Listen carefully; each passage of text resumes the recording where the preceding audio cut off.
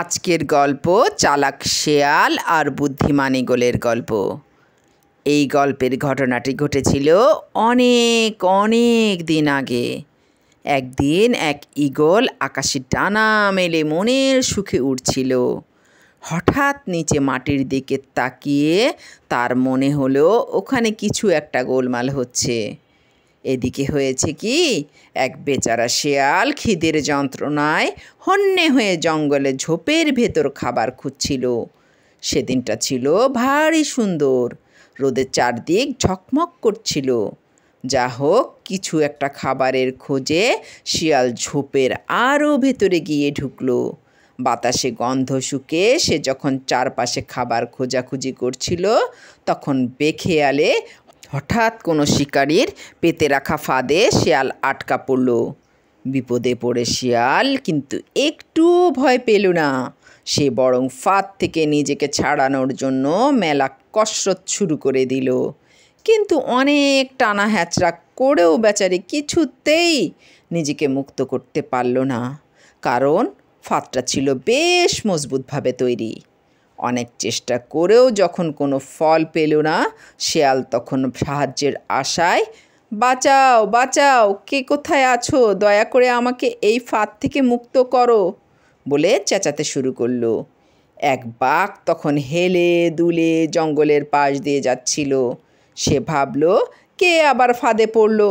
কৌতূহলী হয়ে কাছে গিয়ে বাঘটা যখন দেখল এক শেয়াল ফাঁদে আটকা পড়েছে, বাঘ তখন আর সেখানে দাঁড়িয়ে না থেকে সটকে পড়ার মতো বাটল।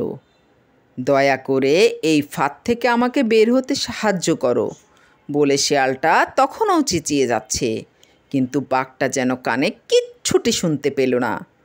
তোমরা নিশ্চয়ই জানো, শেয়াল সব সময় অতিরিক্ত চালাকি করে অন্যদের ঠকায় বলে বনের বেশিরভাগ জন্তু জানোয়ার তাকে খুব একটা পছন্দ করে না।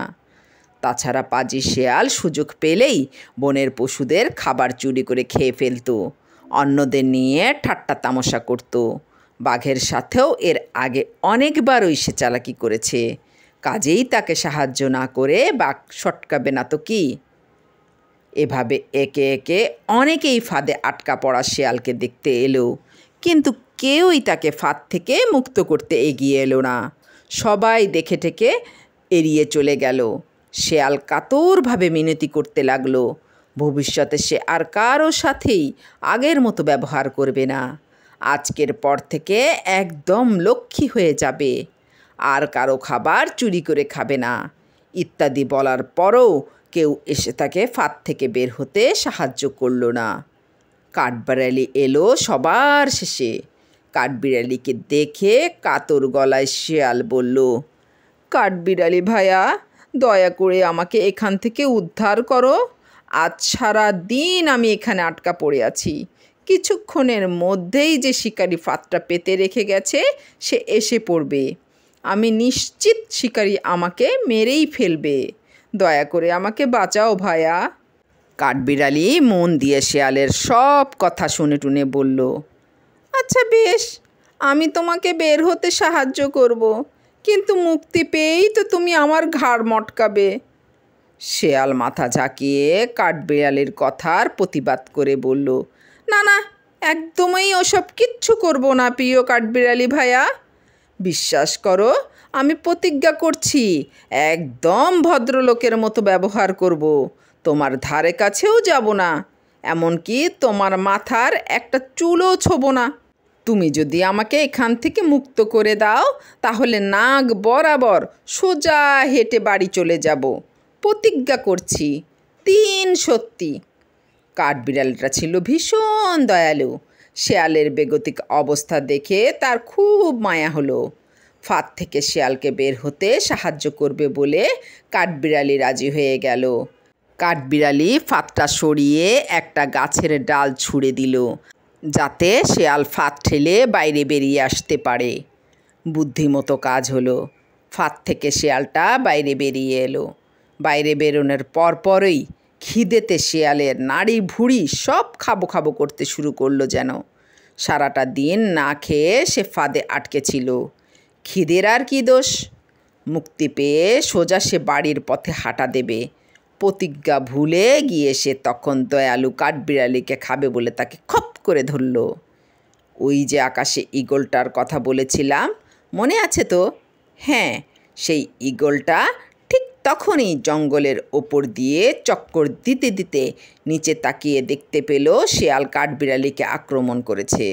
শেয়ালকে শিক্ষা দিতে ঈগল তড়িঘড়ি নিচে নেমে এসে শেয়ালের পিঠের ওপর বসল। তার ধারালো থাবা দিয়ে শেয়ালের আক্রমণে ব্যথায় চেঁচাতে থাকা কাঠবিড়ালিটিকে উদ্ধার করল। শেয়াল আর কাঠবিড়ালি দুজনকে আলাদা করার পর কাহিনীটা কি জানতে চাইল। কাঠবিড়ালি তখন সবটা খুলে বলল ঈগলকে। ফাঁদে পড়ে শেয়াল সাহায্যের জন্য কাকুতি মিনতি করায় কাঠবিড়ালি তাকে ফাঁদ থেকে বের হতে সাহায্য করে। তবে শর্ত ছিল শেয়াল কাঠবিড়ালিকে কিচ্ছুটি করবে না। শেয়ালেও প্রতিজ্ঞা করেছিল সে কিছুই করবে না। কিন্তু মুক্ত হওয়ার পর শেয়ালের কাণ্ডকীর্তি তো ঈগল নিজের চোখেই দেখেছে। বুদ্ধিমান ঈগল ব্যাপার বুঝে নিয়ে কায়দা করে বলল, ঘটনা যা ঘটেছে খুব ভালো হয় যদি তোমরা সেটি আমায় করে দেখাও। আমার পক্ষে তাহলে বুঝতে সুবিধা হবে। তো শেয়াল মশাই, আপনি ফাঁদের নিচে যেভাবে আটকা ছিলেন সে অবস্থায় ফিরে যান। পুরো ব্যাপারটা আবার শুরু থেকে হোক। চালাক শেয়ালটা বুঝতে পারল ঈগলের কথা মতো কাজ না করে তার আর কোনো উপায় নেই। কাজেই সে তড়িঘড়ি ফাঁদের কাছে ফিরে গেল। ঈগল তখন বেশ ভালো করে শেয়ালকে ফাঁদে আটকে দিল। পরীক্ষা করে নিতেও ভুলল না ফাঁদের বাঁধন মজবুত হয়েছে কিনা।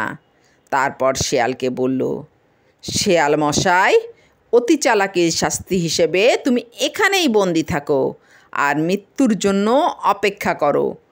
আমার মতে তুমি এমন ব্যবহারেরই যোগ্য। সামান্য একটা প্রতিজ্ঞাও যে রাখতে পারে না, বনের কোনো পশু প্রাণীর দয়াই তার প্রাপ্য নয়।